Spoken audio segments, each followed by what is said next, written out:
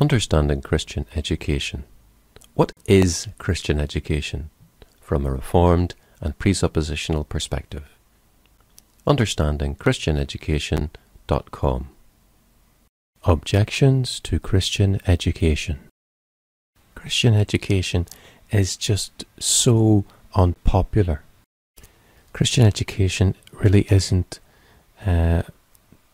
widespread at all in Northern Ireland, where I am, in Western Europe, or in the UK as a whole. So we might say that an objection to Christian education is that there are so few people doing it, so few Christians doing it. Well, is that really a legitimate reason for not pursuing Christian education yourself? Well, let's take a little case study here. We have the upside down world, where people walk on their heads and I guess work during the night and sleep in the day. And here's you. You've just come from the right way up world, and you see the upside down people and you think, oh good grief, they're so weird. But here, in fact, you're the weirdo because you're standing on your feet. What are you, some kind of freak? So, because the majority is doing one thing or not doing another thing, it isn't necessarily a good reason for you to do something or not do something. It probably doesn't have a decisive impact upon this particular decision-making exercise. The majority decision may not be relevant, but perhaps sometimes the majority course of action may not be moral. For example, if this is a cannibal that comes upon the scene, he might look at the upside down people with a different light. He might not think they're weird, but perhaps he might think they're quite tasty and eat them. So the majority of cannibals eat human flesh. That doesn't necessarily mean that humans eating human flesh is legitimate. We also can draw biblical and historical precedents to see if that might inform our decision making. So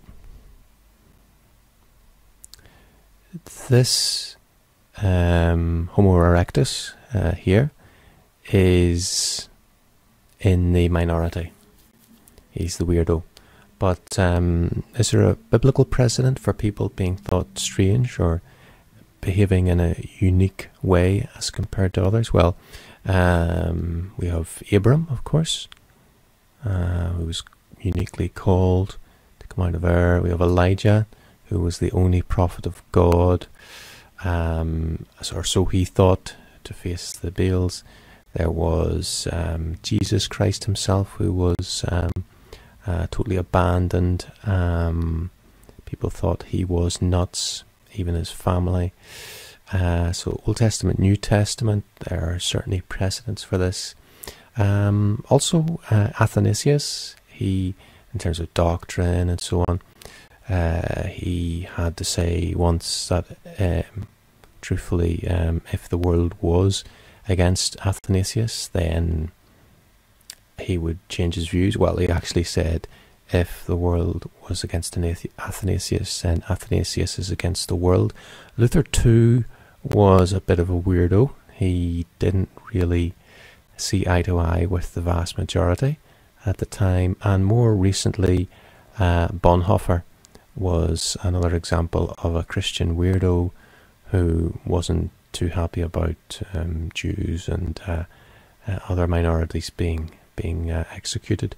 So there is a biblical Old Testament, New Testament, early church, Reformation, and more contemporary precedent for people in the minority who were thought to be weirdos, who made the who yet were in fact making a faithful stand. So this is useful in our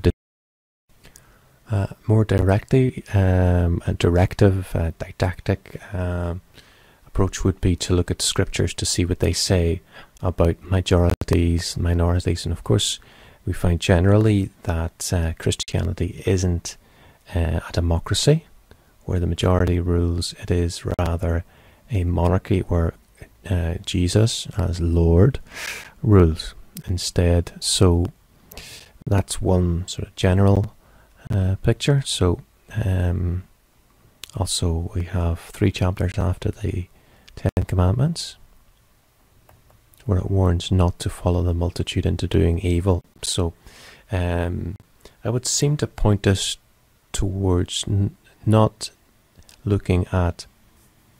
so much looking at the majority to see what they do, but rather to look at the thing as a moral choice, or a choice within the domain of the Bible, ethics, and to then make a choice based perhaps upon what the Bible says.